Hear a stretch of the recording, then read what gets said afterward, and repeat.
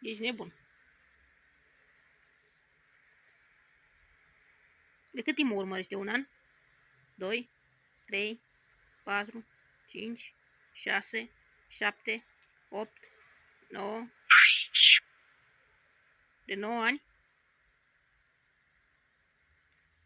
Număr până a prins beculețele. 10, 11, 12, 13, 14, 15, 16, 17, 18, 19, 20, 21, 22, 23, 24, 5, 26, 27, 28, 29, 30. De 30 de ani? Păi ești nebun? În întuneric de 30 de ani. Păi aveam 2 ani atunci. Mă urmărește de 30 de ani.